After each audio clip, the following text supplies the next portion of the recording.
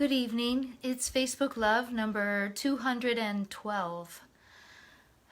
I think this is only the third time I've come this week. It feels like underwater walking. It's just been a busy week. We are 10 days into the new administration, and the thing that I notice the most is the lack of drama. There's a lot less drama. Though I do feel sometimes like sometimes the wrong questions are being asked, like, why aren't Joe Biden and Kamala Harris being super nice and kind and reaching across the aisle? And I'm like, oh, wait a minute, didn't we just spend 4+ years having somebody yell at everyone and make enemies of them and be generally mean and a bully? They're trying to do some governing and make things better for people who are suffering, and I'm not really sure we can even compare, so it's weird, those questions. I found a poem I just think is beautiful. I'm not sure if it applies to anything beyond the fact that it's beautiful. I took a walk in the middle of the afternoon today just to run a few errands, and my husband laughed and said we were like an old Polish couple, to which I replied, but neither of us are old or Polish. But still, just like an old Polish couple, walking around in the middle of the day and then coming back to finish work. That was so normal. Just getting ready for the big snowstorm. So here's the poem that I found for today. It's by a writer named Tiana Clark, and the title is I Stare at a Cormorant. With its waterlogged wings spread open, drying off on a rock in the middle of a man-made lake after diving for food.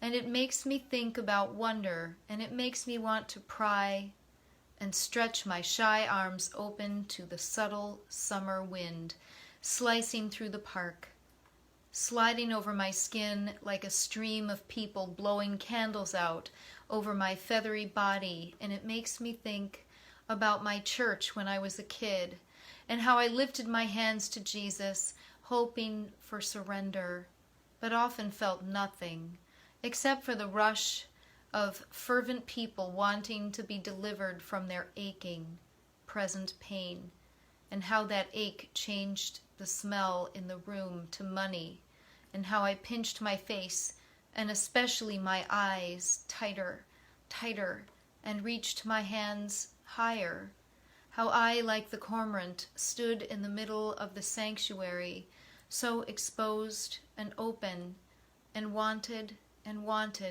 so much to grasp the electric weather rushing through the drama of it all like a shout in the believer's scratchy throat. I don't go to church anymore, but today I woke up early and meditated. I closed my eyes and focused on a fake seed in my hand and put my hands over my heart to shove the intention inside my chest to blossom. I'm still stumbling through this life, hoping for anyone or something to save me. I'm still thinking about the cormorant who disappeared when I was writing this poem. I was just looking down and finishing a line, and then I looked back up. Gone. I Stare at a Cormorant by Tiana Clark. The collection of poems that comes from is titled I Can't Talk About the Trees Without the Blood.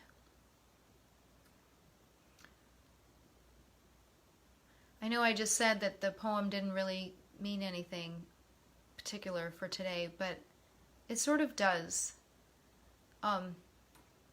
Any of you that listen to me know that I'm a really faithful person. I do go to church. I go to a very liberal, open Christian church that is Protestant and focused on social justice and an interpretive view of the Bible. And it's not popular these days to say that you're guided by God. But I think the reason that's happened is that there's been sort of a hateful example of exclusionary faith, especially from the evangelical church. And it's not true that all evangelicals are that way, but there's a lot of loud ones who are. And just 3 weeks ago, we had people in the streets of our capital waving Christian flags, standing next to people with sweatshirts that said Camp Auschwitz, and that the 6 million weren't enough, referring to the dead, the lost Jews. We have Holocaust remembrance this week as well. This poem, I guess, is speaking to that longing to connect, that longing to feel saved. And I've been thinking a lot about what that sense of being saved or redeemed means. And if you're really paying attention, we're not saved in this life. So if that's the faith you're following, we're not expecting all our problems to be solved right now or our pain taken away. But we are expecting to feel part of something much larger than ourselves. And I loved the imagery about about the meditation. Pardon me. I do meditate, and it does help, especially the breathing. So, a little bit different kind of Facebook love. I hope you have a great weekend. I'll see you again.